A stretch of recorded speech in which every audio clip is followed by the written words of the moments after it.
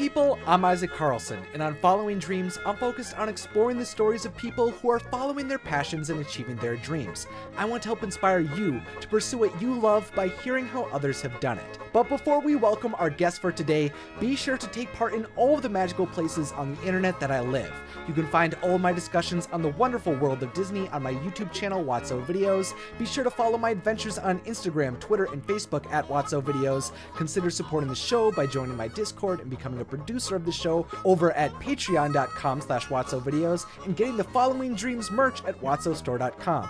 Feel free to send me a comment or question at followingdreamspodcast@gmail.com. And if you enjoy what this show is doing here, be sure to rate us over on iTunes. Today, we're welcoming a man who is always ready to have a big smile on his face, find a magical trash can, and get goofy in the Disney parks around the world. With an Instagram following of over 40,000 Insta pals, he has been hosted by Hilton Anaheim, Paramount Theater, and Universal Studios, and has worked with brands like Citizen Watches and Mattel. To see his adventures running around Disney World, meeting characters, and living his best life with his husband Matthew, you can find the link to his page down below. Welcome, Michael Does Disney. Hello there. How's it going? It's going great. I'm excited to have you on today. I hope you're doing well as well. I am. Oh, fantastic. Well, the first question that I always love to ask is, what are you passionate about? What gets you excited? Oh boy.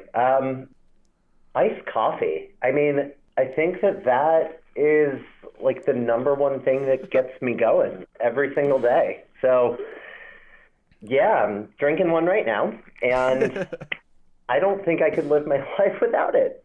So there you go. Oh. There you go. It's at the center of everything that you do every day.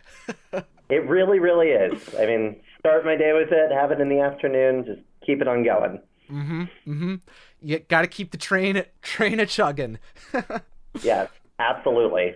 So going back into beginning to discuss your journey and story of growing on Instagram, You grew up on Walt Disney World, going there often 4 times a year as a kid. You were annual pass holders, and I even saw you describe yourself as being born into Mickey's arms. What was it like being a fan of Disney growing up in Florida? It was awesome. I mean, for us being from Florida, that was kind of our family vacation a couple of times a year. So like you said, I really did grow up on all things Disney. Every time something new was coming to the parks, there was anything happening, my family hopped in the car, headed over to Walt Disney World. We were about 3.5 hours away, and we just loved all things Disney. I mean, we had a room in our house growing up that was completely dedicated to Disney, and it's just kind of been in my blood since I was born. It's always been great.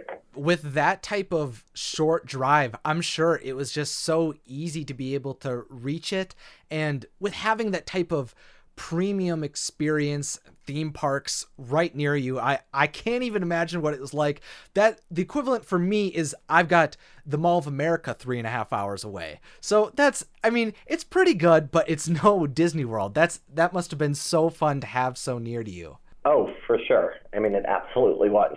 I feel like it's part of being a Floridian. Did you also engage with the other theme parks like Universal Studios parks? Not really. Growing up, we were just pretty strictly a Disney family. We kind of eat, slept, and breathed all things Disney all the time. And it's still that way today. I feel very similarly to that. I've made the voyage to Legoland and SeaWorld in my very young years, but typically if I'm going to Florida, it's for Disney World. For sure. I definitely feel that.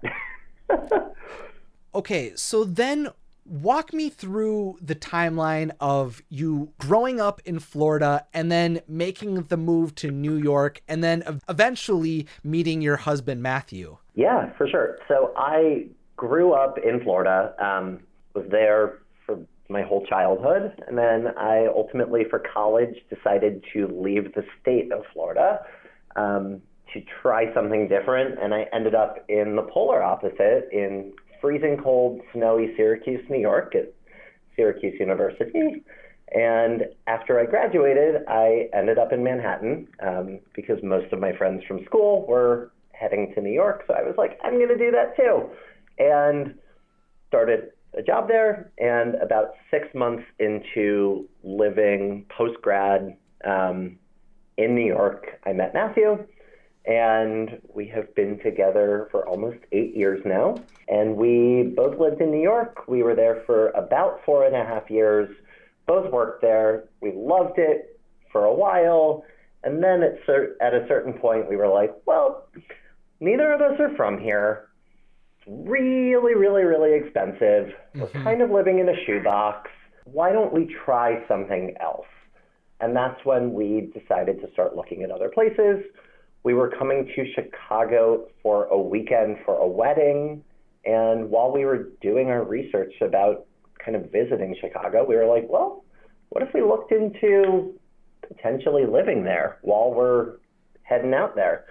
So Matthew actually set up an interview with his current workplace for their team in Chicago, had it happen while we were out here for that wedding weekend. He got an offer while we were here, found an apartment, and we ended up moving out here 3 weeks later. Wow. Yeah, it was very quick. We got back to New York, and all of our friends there were like, wow, you guys look like you had a really, really great weekend in Chicago. It almost looks like, would you ever consider living there? And we were like, well, surprise, we are in 3 weeks. Bye. And then fast forward about 4 years later, we're still here. We love it. We are able to have more space in our apartment and a washer and dryer in our unit, which is like dreaming real big when you live in New York. And we have our dog, and we're very happy here. And it's also pretty cool because the fact that we're in the middle of the country and not on the East Coast, we actually are able to kind of be almost equidistant between Disney World and Disneyland. So it's fun for us to get to experience all things Disney on both coasts at just kind of a short plane ride away. So that's fun. For sure. That's one of the great things about the Chicago Midwest area is that it does feel very central. I'm from Wisconsin, so I'm also, if I'm going to fly out, I'm either going to fly out of Milwaukee or Chicago typically. So I've got a very similar experience to you in that respect. What city really stood out to you the most? Which one did you really enjoy now that you've experienced tropical Florida, New York, and Chicago? 100% Chicago. I love it here, and I don't think we'll ever leave. I think we're like Chicagoans now. We really love it here a lot. Is it because it's like the big city, but still is a little bit toned down from the massive New York? Mm-hmm. We have everything that you could want in New York, like including Broadway in Chicago. I mean, we get all of the shows and the great food and the city environment and everything, but like a little bit calmer, definitely a little bit cheaper, and everyone's just like a whole lot nicer. So we definitely love it here a lot. So I saw that you're currently a senior recruiter at a media agency. What do you do there, and what does the day-to-day look like for you when you're not at the Disney parks? Yeah, so my day-to-day is I wake up in the morning and I have a 9-to-5 job. So I went to college for HR management, and I ended up kind of taking the recruiting route instead of the traditional HR route. So I have been in recruiting ever since I graduated, and I love it. So I do in-house recruiting for a media agency, and I essentially get to talk to a whole bunch of really great people from entry level all the way up to some pretty senior candidates, and I hire them. So it's fun to be on the hiring side of HR and not the firing side. Yeah, you're in the search for talent, not trying to cut through it all.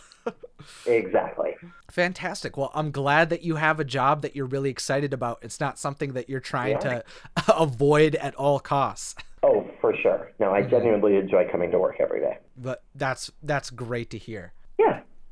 So how did growing your Instagram following all kind of begin for you? How did you slowly become Michael Does Disney?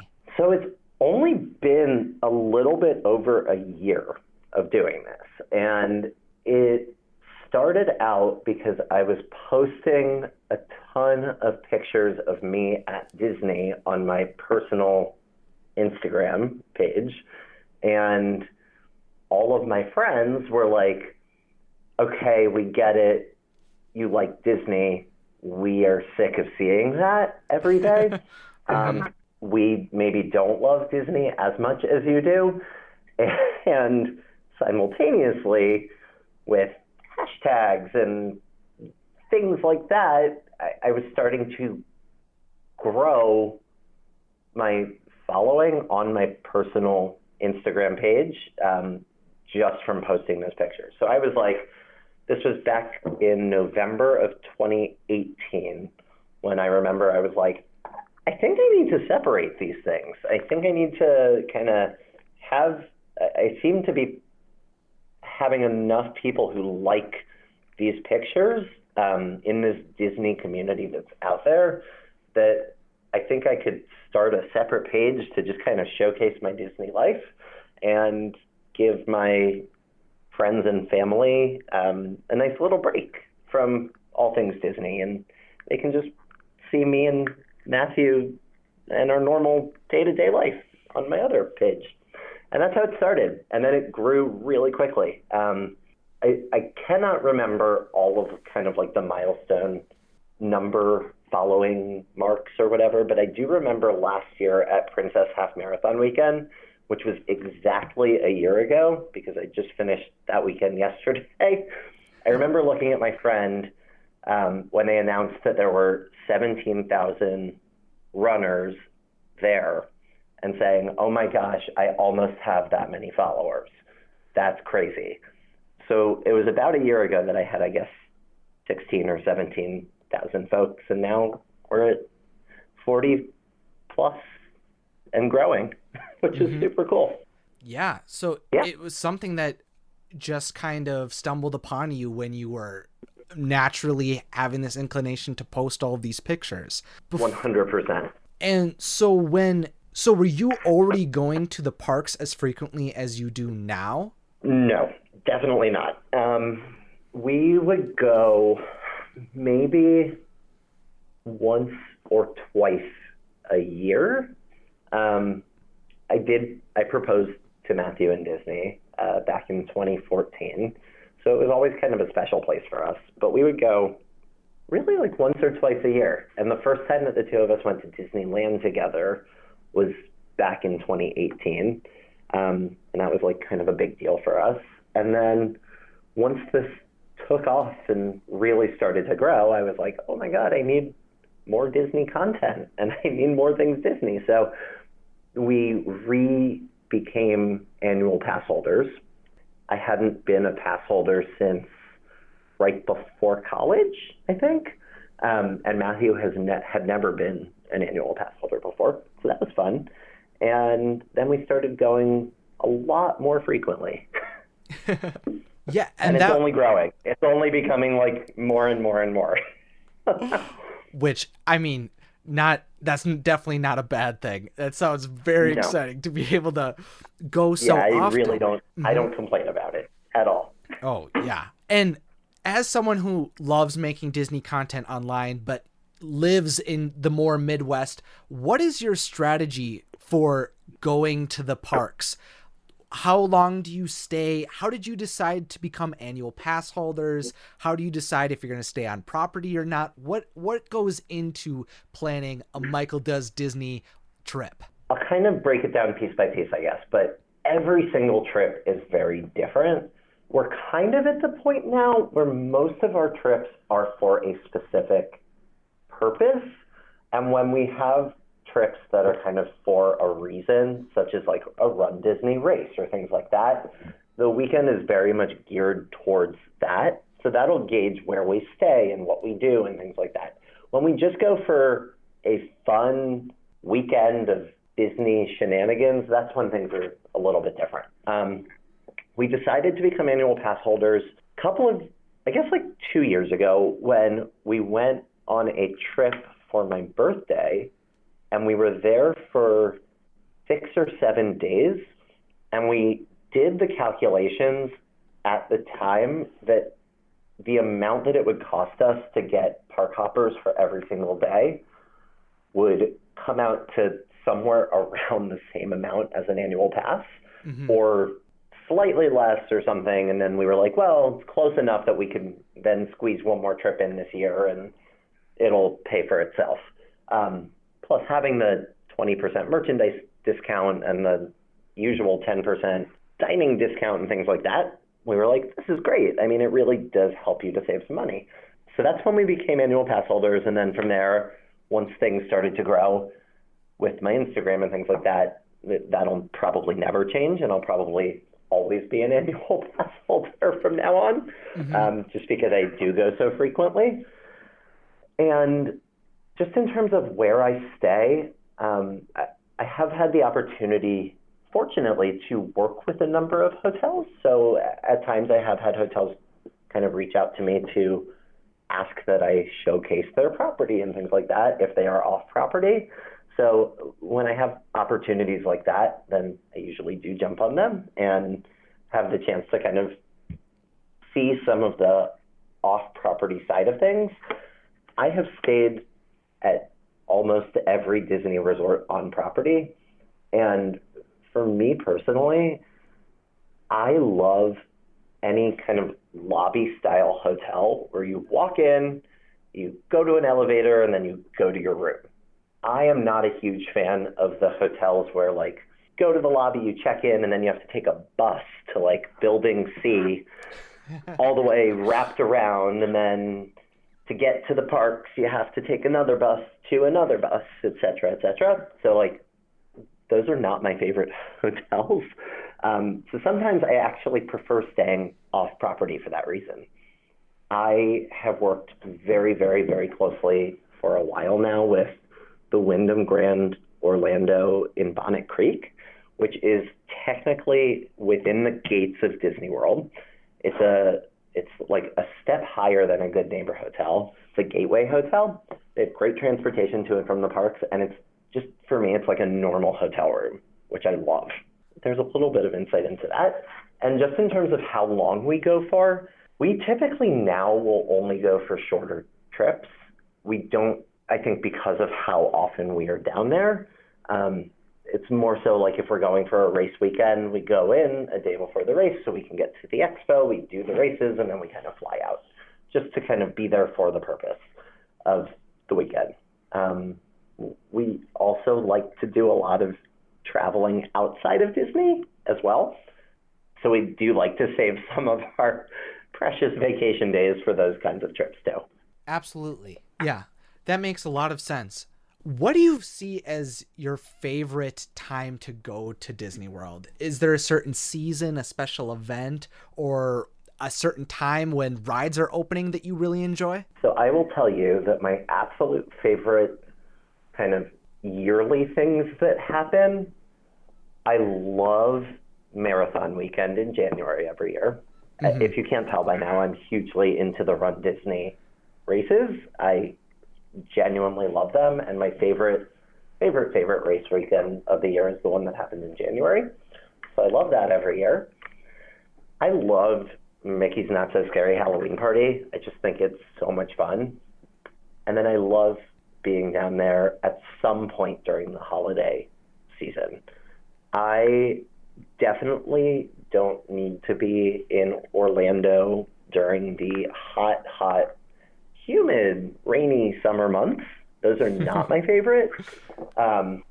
It's just like, oh my God, every single child is out of school and is at Disney World, and it's 100 degrees, and then it's going to start pouring on me, and then that's going to all repeat itself 2 hours later. So those aren't my favorite months to be there, but as I say that, I'll inevitably still end up there, probably sometime more than once between June and August. So I don't know. I always say that, like, even a hot, rainy day at Disney is better than a day at home. So I'll take any day that I'm down there, to be totally honest. I have to agree, especially if you're willing to wear the foot attire that doesn't get soaked. I love wearing Crocs, so I don't mind splashing in the puddles for a little bit. It doesn't bother me too much, but I know for some people, they pull out the ponchos and everything like that. I don't mind it too much. I don't own a poncho. I mean, I really don't. I can't remember the last time that I have. I just kind of embrace it and get wet, and I have a blast with it. Like, I was down there for my birthday last year, and it poured. Like, one of those torrential downpours where everyone is huddling up in the corner of one store or under a shaded area or whatever to try to wait out the rain. I was like the only person running around Epcot. I took my shoes off and I put them in a plastic Disney bag. I was just running around Epcot barefoot, and I don't know if you're allowed to do that. So if you're not, sorry, Disney. And I was just having a blast. We were like dancing around in the rain, just getting absolutely soaked and having the time of our lives. So I don't mind it. No, that sounds absolutely fun. Like, it was really fun. And I mean, especially as someone who loves the water rides, I love going on Splash Mountain a lot of times. I don't mind being soaked in that, so it doesn't seem like a pouring, especially the sporadic rain doesn't seem like that big a deal to me when I'm down there. I agree with that. Mm-hmm. I think, like, for me, Splash Mountain is it's very calculated when I'll go on it. I won't go on it if it's like a fairly chilly day in the middle of the day when I know that the wetness from it is not going to go away, when I'm just going to be like soaked and cold. But if it's hot out or like it's going to rain, I'm just like, yeah, let's hop on Splash and get soaking wet. The main time for me where I'm like, ooh, I'm not doing that is especially when I was at Disneyland, was we had to have the walk back to the hotel, and it was like getting down there like 60 degrees, and I'm like, this is a bad idea. Nope. That's not a good plan. We were in Disneyland for Halloween time in September of this past year, and we actually had never been on Disneyland's version of Splash Mountain before, because it was under a huge refurb the time before that we were there. And we were like, let's do it, just because we never have. And it was nighttime, and it was chilly, and we were like, maybe we won't get too wet. And I've never been more soaked in my life. So that was fun. Oh, the Splash Mountain at Disneyland is very, very good at getting people soaked. I feel like it really is. It really is. Yeah. I can't remember getting as soaked at Disney World than I have at Disneyland. Someone told me, like, that night after I went on it, like, oh, well, you know that because of the way that the logs here are built with the single row instead of the double row or whatever, and with the refurb that they just did, they made a mistake on it so that part of the thing always gets so super wet. And I was like, I didn't know that. So, like, you always do get wet on that ride. So there's that. So since you go so sporadically throughout the year, is there a certain way you plan to go and do all of these events? Is there, do you plan them all in advance at the beginning of the year? How do you book, like, plane flights? That's one of the most restricting things for me to get down there personally. So I'm curious to hear what your experiences are like for that. Yeah. So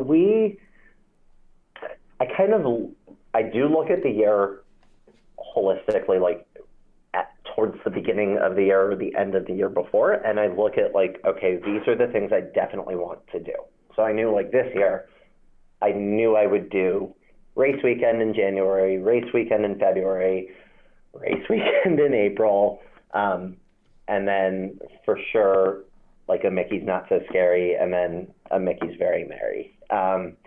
So the race weekends, they're set dates. So for those, I know way in advance when they are. You book them 8 to 9 months out. So like the second flights go on sale for those, I book them. I also pretty much only fly Southwest. So for me, they have no change fees, and that's great. So I change my flights like 18 times sometimes leading up to a trip because I just book them initially, and then if I'm like, oh wait, this doesn't work, I'll change it around. But that's kind of how we plan them. We once in a while will do like a super spontaneous trip down where we're like, next weekend we should go to Disney, and then we try to find the cheapest flights possible, which usually end up being the absolute worst times of day, but we just kind of suck it up and deal with it. And we figure out a way to get down there. Fantastic. It's so fun to be able to do those spontaneous things as well as the planned things. I've especially loved being able to have the ability to have the itch and then go immediately and scratch it down in Orlando or in Anaheim. Those are always so fun to be able to do. I couldn't agree more. I mean, I've had it where someone's like, you should really come down this weekend for X, Y, and Z. And I'm like, okay, let's do it. Why not? So I've heard you talk a lot about Run Disney and getting excited about those events. Could you talk about how you got into running initially and what stands out about these races specifically? For sure. So back in 2018, I was like going to a ton of boutique workout classes as my form of exercise, which were super expensive. So all of a sudden I noticed that all of my money was going towards spin classes and things like that. And it got to a point where I was like, this doesn't work with my budget or my lifestyle, and I can't afford to keep doing these. So I forced myself one day to go to the gym in my apartment building. It's free and included. I was like, I'm going to try to do this myself. I'm going to get on a treadmill. And I did, and I started running, and I was like, this is kind of fun. Like, I get to pick my own music, and I get to just kind of go. And I got really into running on the treadmill. And I just kind of kept doing it. And then I had heard about the Run Disney events. I heard about them for a while, but because I was not a runner, that was something that never really piqued my interest. And then I was like, well, maybe I should set a goal for myself to do one of these. So because this is just how I am, and this is my personality type, I decided to set my first Run Disney goal as a half marathon. So I had never run a 5K or a 10K before that. I was just like, yeah, that sounds like a great idea. Let's do a half. So decided that sometime back in 2018, registered for it for January of 2019, really kind of stuck to the training program, ran a lot beforehand, went down there and did my first half marathon. And to this day, that was still my favorite race that I've done. I loved every second of it. And now I'm like a Run Disney junkie. And that's where my whole paycheck basically goes. But it's so worth it and so much fun. I mean, if I sound like I have no voice right now, it's because I'm coming off of a run weekend, and I got somewhere between 3 and 4 hours of sleep a night for the last 4 nights. So I'm super tired, but it's like the most incredible feeling in the world. You wake up at 2:30, you have to be in the Epcot parking lot at like 3:30. You're out there for a couple hours meeting all the characters with all of your Run Disney friends that you meet and that you see over and over and over again at all of the different races. And then you kind of get into your corrals, and at 5:30 you kick it off, and you just do these magical runs through the parks, and there's nothing like it. Right?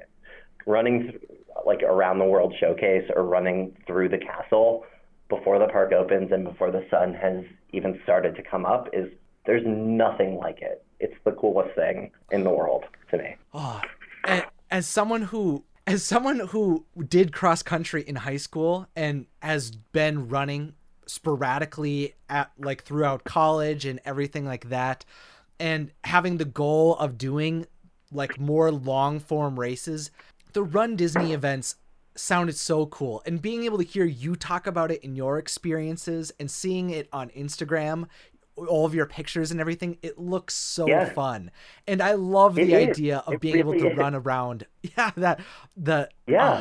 oh man. I mean, even I did my first marathon last month, and it was tough. Congratulations, by the way. Thank you very much.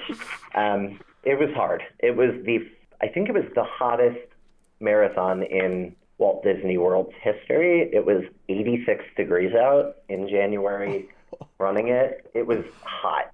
And it was still the most fun thing that I've ever done. It was so hard.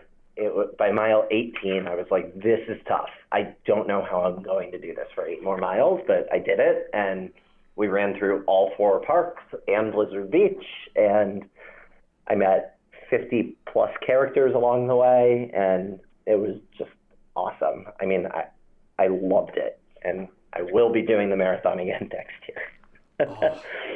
I've only done 12 miles. That's the max I've done before. So I'm pretty confident would be able to do a half marathon. But yeah, I want to conquer the marathon. I want to do the Dopey Challenge at some point as well. That just seems like the peak of my Disney/running career. That is my plan for 2021. So I am planning in January to do the Dopey. It's a lot. I mean, it's 4 days in a row, waking up that early, 5K, 10K, half marathon, full marathon. I think it's 48.6 total miles over the 4 days. But it's just I don't know. I look at it that you're warming yourself up each day for the next day. Yeah. Kinda. I can see that. Yeah, the first 2 days, if you've been training for a marathon, will not be too bad. But no. The rapid not. succession. The 5K, 10K, you're like, oh my God, I've been running 20+ mile runs. I can go do 3. That's fine. From what I've heard from people who have done the Dopey, the hardest part of it, to be totally honest, is that 4th day, waking up again at 2 a.m, because your body is so confused, and it's I'm tired.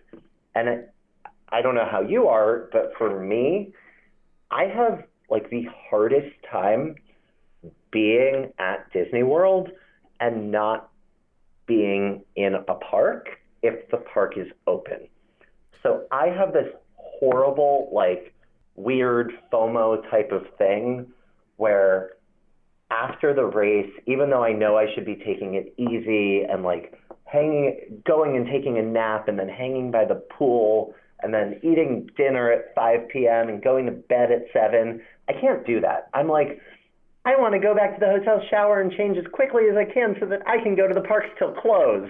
And it's the worst thing for my body, but I don't know how not to do it. So, whatever. Anytime I'm there, I always just fear it's going to, for some reason, be the last opportunity that I'll ever get to go. So, I know. So I'm very Saturday night, 2 nights ago, I was there with my friend Brooke and with Matthew, and it was the night before the half, and we were in the Magic Kingdom. It was 8 p.m. Matthew and Brooke were okay, Michael, are we good? Do you want? I was no, I want to go. I want to see Happily Ever After, and I want to go on Thunder Mountain again, and I want to do Space Mountain. And they were okay, sounds good. They were you do know that none of these things are going anywhere between now and tomorrow. I was I don't care. I just want to do them. It was really nice in January that all of the parks closed at 8 p.m. every day during race weekend. So it was a forced exit. It was you will not stay later than 8 p.m. because you cannot. Yeah. This weekend there was a Villains After Hours event this weekend on Friday night from 9 to midnight. And it truly took everything inside of me to not go and be if I go to that, I will get back to my hotel room at 1 and have to be up at 2. I cannot do this. One of the things I loved the most about going to Disneyland for a duration of time was how late Disneyland was open. Being open to 11 on a consistent basis is amazing. Yeah. I wish Magic Kingdom had that opportunity as much as well, because I would do the nap in the middle of the afternoon and then stay till close. I've always said that the first 2 hours and the last 2 hours of the day are always my favorite in the parks, especially in the Magic Kingdom. Like, I would go for rope drop, do every ride with 5-minute waits, leave 2 hours later as, like, all the normal people are starting to roll in with their kids, go hang out at the hotel, do whatever, and then, like, come back for the last 2 hours after the fireworks and after everyone's cleared out and just, like, do it all again. Those truly are my favorite times in the parks. I think that Walt Disney World has caught on to that and that they have decided to monetize on that, which is smart on their part, but at the same time is kind of a bummer at times, because I do remember when the parks were open that late on a fairly consistent basis. And now I feel like if you want to kind of do that, you have to buy an after-hours ticket or hope that there's an evening time extra magic hours if you're staying on property. Yeah, that's what I've noticed as well. And I didn't really realize it until I saw people on Twitter talking about how just in like 2016 the hours were longer at Magic Kingdom, and then experiencing at Disneyland, I was like, wait, why does everything close so early? It's only Epcot that's open consistently late, but it's a shame. And I've never actually done any of the after hour events, and that's something that I would really like to do. The next time that you're going down there, I'm like making you do one at the Magic Kingdom. It is the most worth it thing that I can recommend down at Disney. Like, just not the villains one, I don't know, just the regular after hours at the Magic Kingdom. It is 3 hours. They sell, I think they cap it at 4,000 tickets, which in comparison, I think like a Mickey's Not So Scary or Mickey's Very Merry are 25,000 tickets.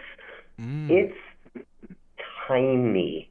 You have a 0-minute wait for every single ride, and they keep every ride open and like every indoor character meet and things like that. So you can truly go through the Magic Kingdom and be like, I'm going to start here and I'm going to just work my way around the entire park and do everything like more than once. And they include unlimited soda, water, Mickey bars, and popcorn while you do them. So I always set this goal for myself that I'm going to eat enough ice cream and popcorn and like Diet Coke and water to make up for the price of my ticket. So I end up like weirdly caffeinated on tons of Diet Coke and like this sugar rush from Mickey bars. It's fun though. I mean, and then getting to take your like solo picture laying in the middle of Main Street with the castle behind you with literally nobody behind you is awesome. It's the best. Oh, man. It's my favorite event. I mean, I like it more than other Disney events that I've been to.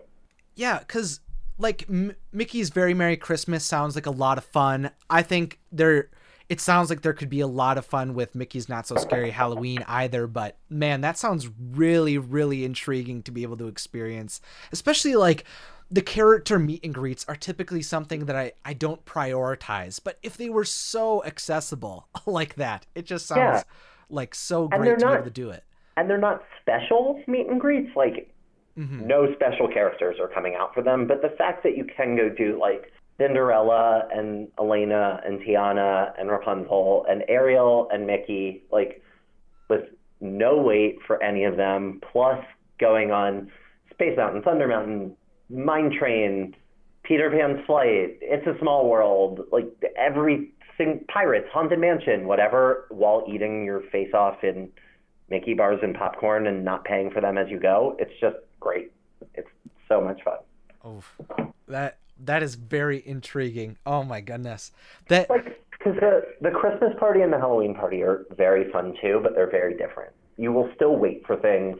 The lines for characters can be an hour to 2 hours long. Like, they're great for what they are, and the extra entertainment at those is unbelievable, but they're not great for if you want like a, wow, I feel like I'm in the park all by myself event. Yeah, that makes a lot of sense. They're fulfilling two different types of like Yeah, dream fulfillments for sure. exactly. So, going back to kind of what your story has been, eventually you got some of these deals that started to come up as you grew a following. What was it like to start being hosted and getting sponsored posts and things like that? How did that all start? So it was a mix. I mean, some of it is definitely me reaching out to brands and companies and hotels and things like that, introducing myself, having a media kit saying, this is who I am, this is my following, these are my analytics and things like that. Like, I would love it if I could show off your property or your product for the weekend. And a lot of the time, I've been fortunate to have these places say yes. And as that has happened and as I continue to grow, it has now started to shift a little bit the other way, where it's them reaching out to me to ask me to showcase it, which is pretty cool. So it's a lot of fun. It's also a lot of work. People, I don't know that they realize how much work it is at times. You kind of like, before you can just throw your bags in your hotel room, you have to be in there and really showcasing it and making sure that you're following kind of the guidelines that the hotel set for you and what they're asking for you to do. I'm also very transparent about when I'm being hosted somewhere and when I'm just paying for it myself. I think that's important. And then the other thing with me specifically that I very, very, very much pride myself in, I won't take a hosted or a gifted or whatever opportunity if it's not something that I genuinely believe in or like have not used or been to before, because I am not the kind of person who could show something off and have to be like, this is amazing, when I know that it's not.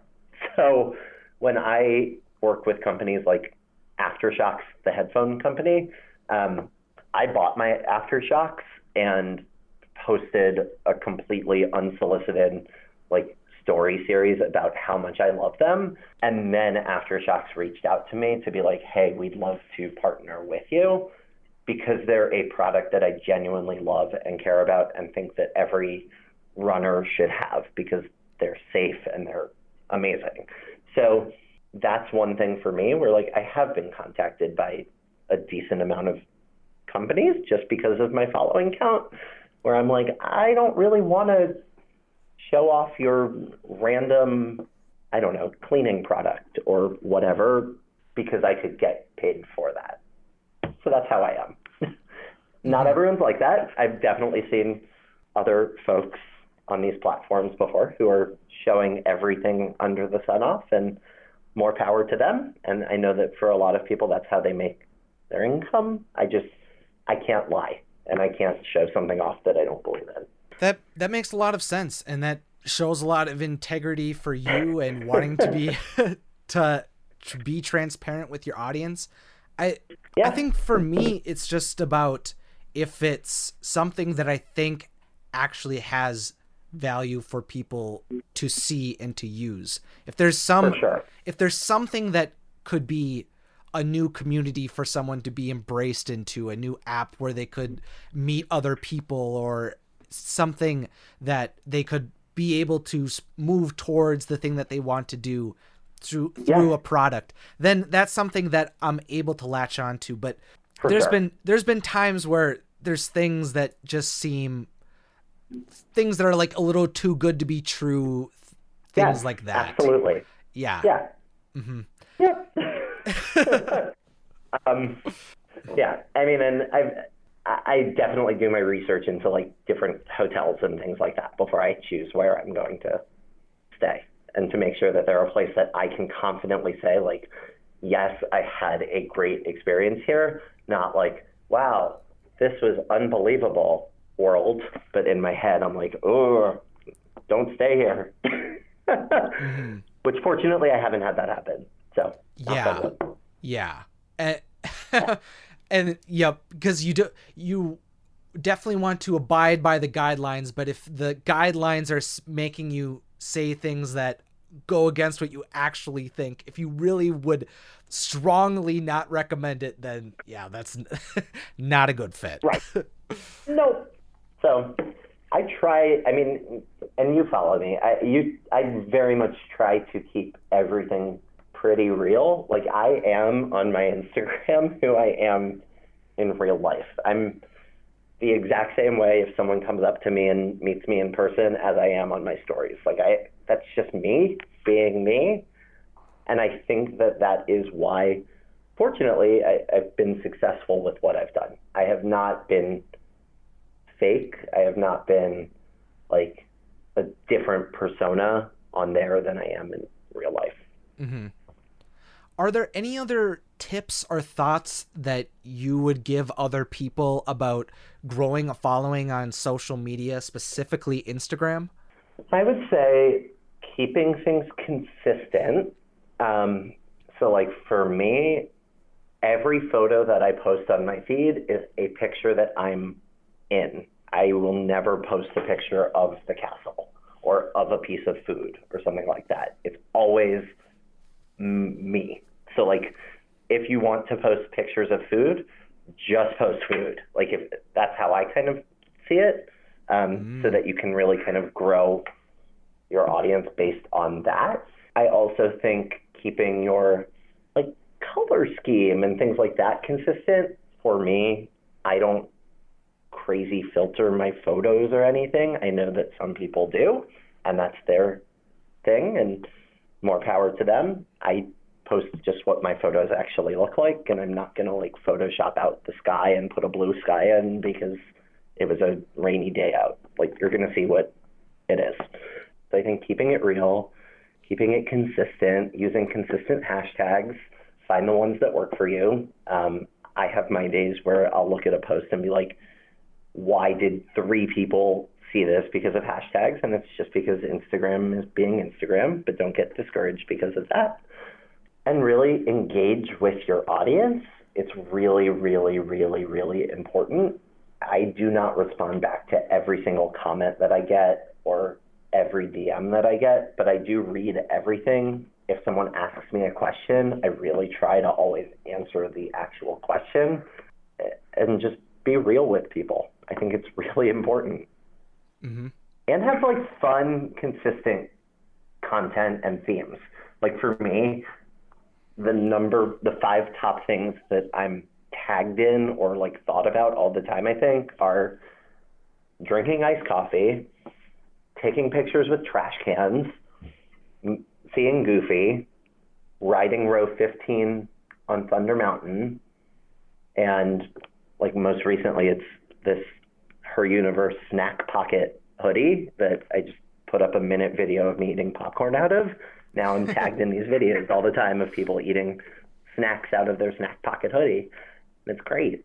So I think it's kind of finding your brand and your identity and then just kind of going with it and keeping things fun and engaging. Yeah, finding those elements about yourself that people can latch onto that are different than other people. That's something that I find is difficult for me to discover when I'm doing my online, sharing myself online.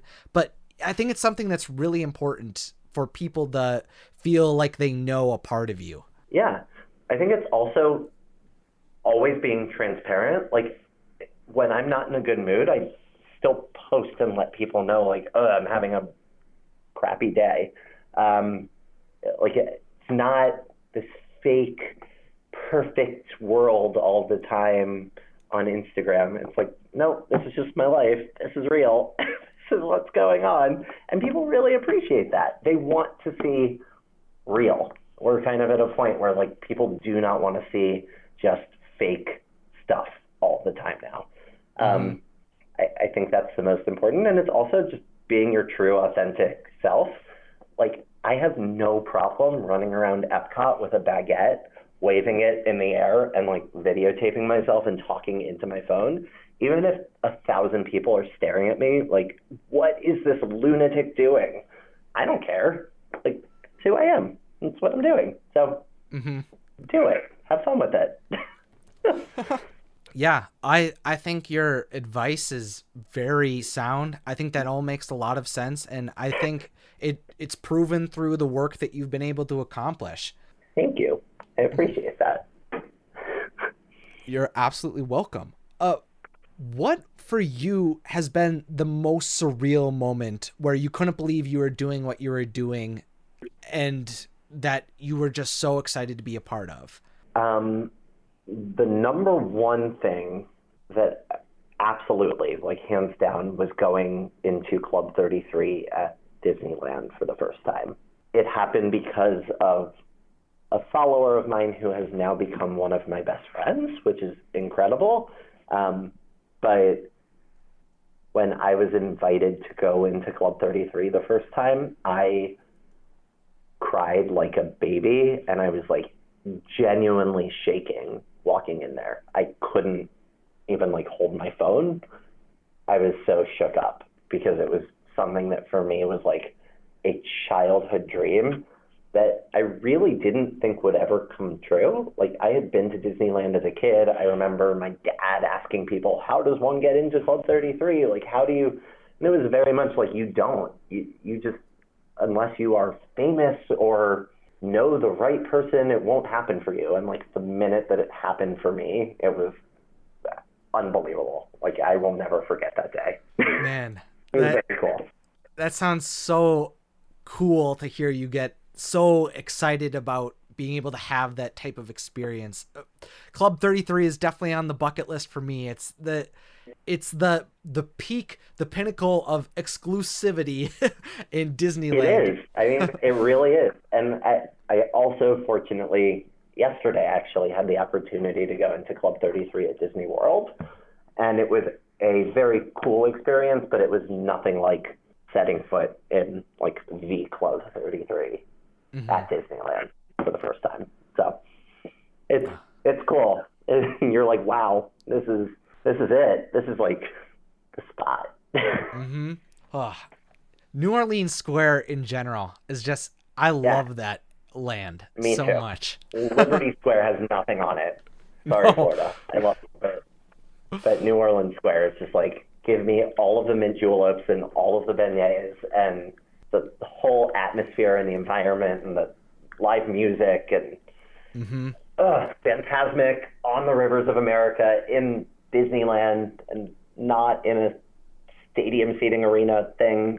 I just love it so much. Yeah, I do too. I love Disneyland like a lot. I truly love it there. I was someone who was so purist Walt Disney World for so long, and then I went to Disneyland for like a week for D23 Expo, and honestly I was like skipping D23 Expo days to just go back to the parks. I was latching onto it so much.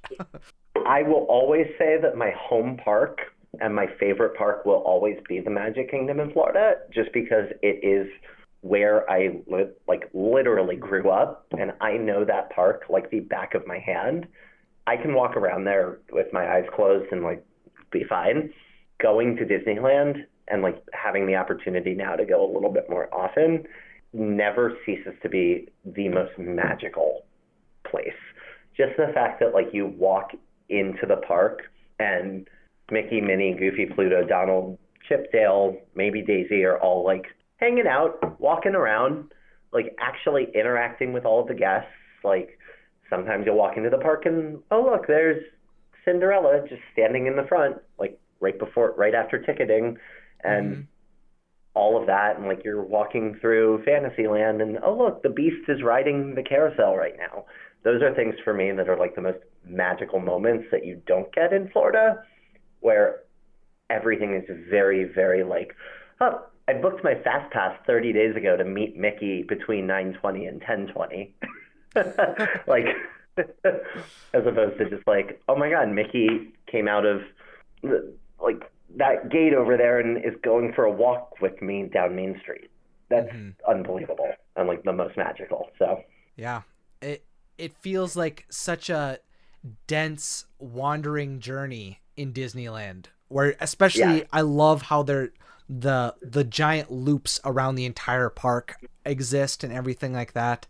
It's yeah, it's a really cool experience. On paper, it yep. seems so similar to the Magic Kingdom, but it's Oh, got a but it's lot of not. special moments. Yeah. Really not. It's just like ride wise, sure, but like actual magic feeling wise, it's not comparable. Um, oh, great! Now I want to go to Disneyland. I know, I'm I like, know. dude, And I should book a trip. well, and I was debating if I should go to Mickey and Minnie's Runaway Railway at the opening or if I shouldn't, and I was like, I'm trying to validate whether I should go or not, but it just seems like I should. I want to go to everything. I'm the same way, and I have learned that because that is not my full-time job, I have had to learn how not to go to everything, because there was a point where I would feel such like FOMO if I wasn't at this opening day or this celebration or whatever. And it's like there are going to be 10 plus new things or anniversaries or whatever each year. And if you try to go to every single one of them, you'll be broke and you just can't swing it all. So you have to really pick and choose. Mm-hmm.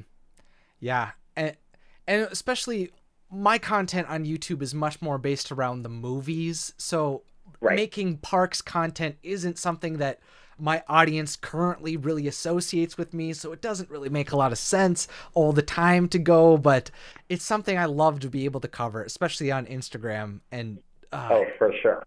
Yeah, it's something I always love. It's a big part of my Disney identity, but goodness, I'm always so jealous to see all the locals being able to go to everything. It seems like such a dream. Yep, I know. But at the same time, for me, I like living away from it. Like, I do like not being able to go every day. It does help to keep each trip like that much more special for me. Yeah. Yep. Personally, that's just how I am. Like, I like that I still get just as excited each trip to go down to Florida and like to go to Disney World, as opposed to being like, it's 4 p.m. I'm going to just drive over to the parks tonight. Like, I don't know. It's different. Yeah, it's a different approach. It's a different type of approach.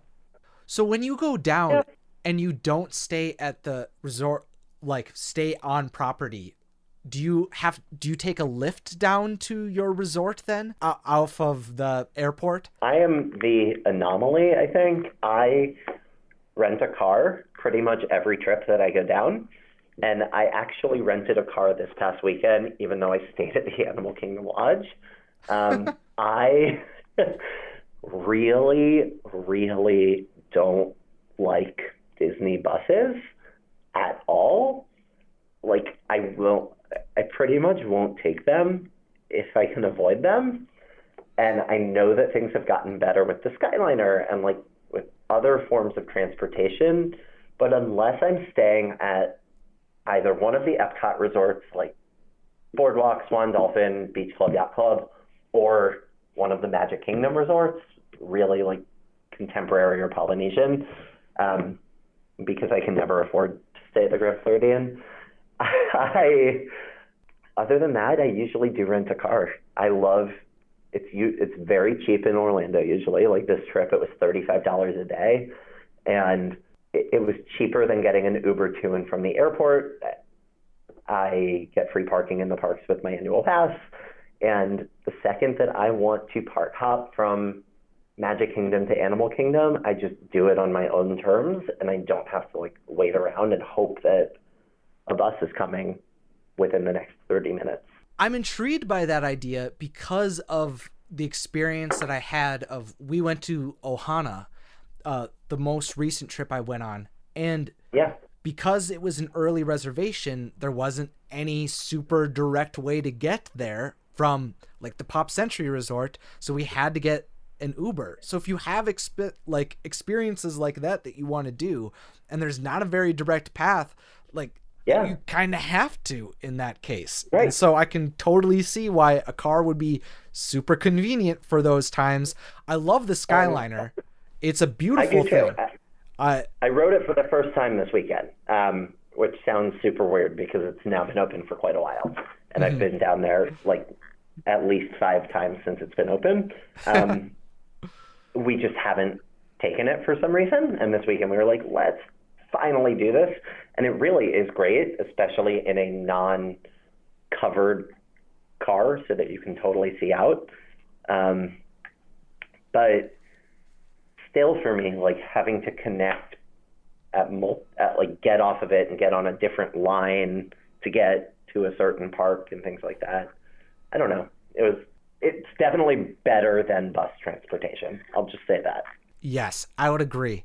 There's something special about being able to walk around to all of the resorts. Like I loved that in Disneyland.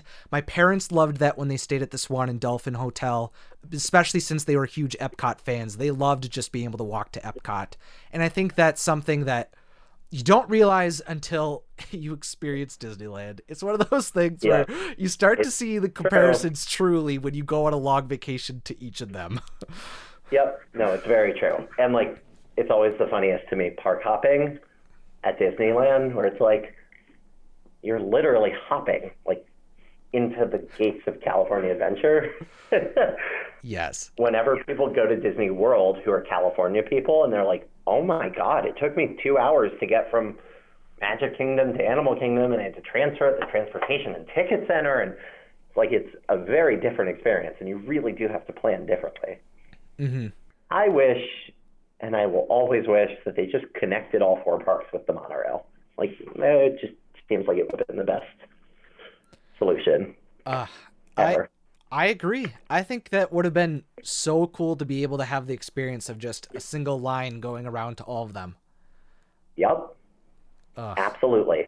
And it seems like that's what they're trying to do with the Skyliner. But I've heard that with the speed, like going to Hollywood Studios and Epcot over to Animal Kingdom would be a very long trip. So I don't know if it's going to be advantageous to do. No, probably not. I think that the place that has it down the best is Tokyo Disneyland, where they have everything on one loop of the monorail. And literally, like, you hop on it, 3 minutes later, you're at Tokyo Disney Sea. 3 minutes later, you're at the resorts. 3 minutes later, you're at their equivalent of Downtown Disney. And then 3 minutes later, you're back at Tokyo Disneyland. Like, it's just a loop, takes you where you need to be, and it works. I've always heard good things about Tokyo Disneyland. It's amazing. That's a whole topic that I could talk your ear off about for hours for another day. I love it there. That's a place I really want to go. And once Walt Disney Studio Park really goes through all of its renovations, I'm very excited to go to Disneyland Paris.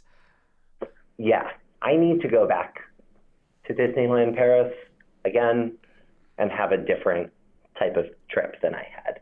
When we went, everything was like shut down. So it was very pretty. It was probably the prettiest park that I've been to, but it just felt like, oh, nope, that's broken. That's down. That's closed for refurbishment. So we'll try again in a bit. Yeah. I do actually want to go there, though, to do one of the Run Disney races now that they're doing them more frequently there. Ooh, that does sound pretty cool. If you're into it, going around the world to do your run sounds pretty incredible. Yeah, sounds pretty awesome to me. So that's on the list for the next couple of years.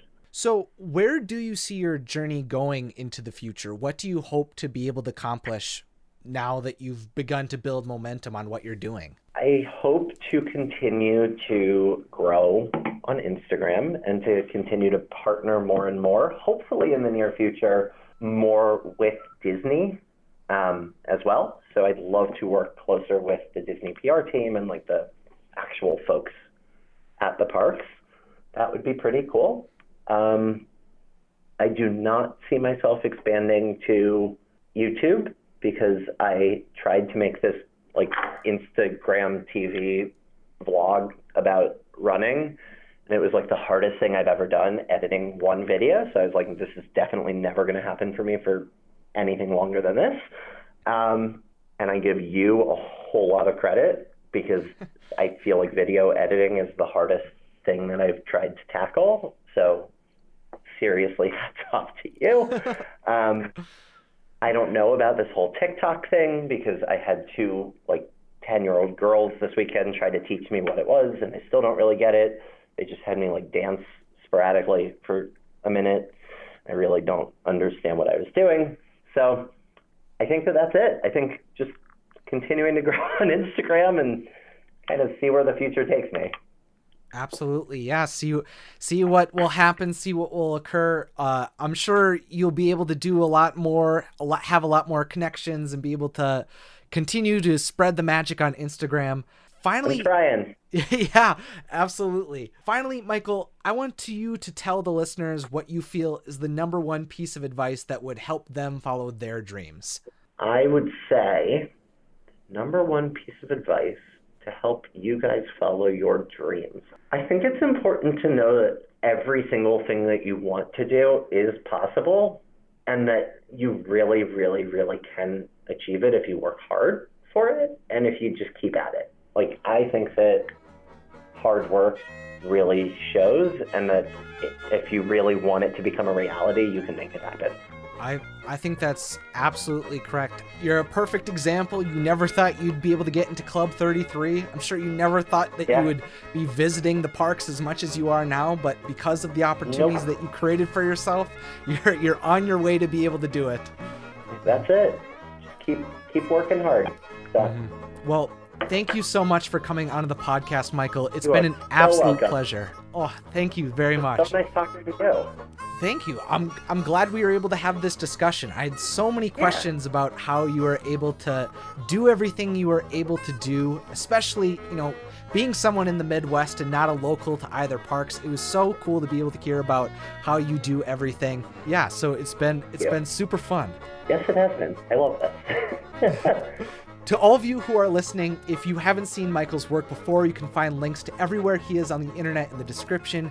If you enjoyed this discussion, let me know by rating the podcast and subscribing. Also, it would mean a lot if you followed my Disney adventures and discussions over on Instagram, Twitter, Facebook, and YouTube at Watso Videos, and consider supporting this show by donating on Patreon and purchasing the Following Dreams merchandise, which will also be linked below. To all of you fun people who are out in the world, thank you for listening, and have a magical day.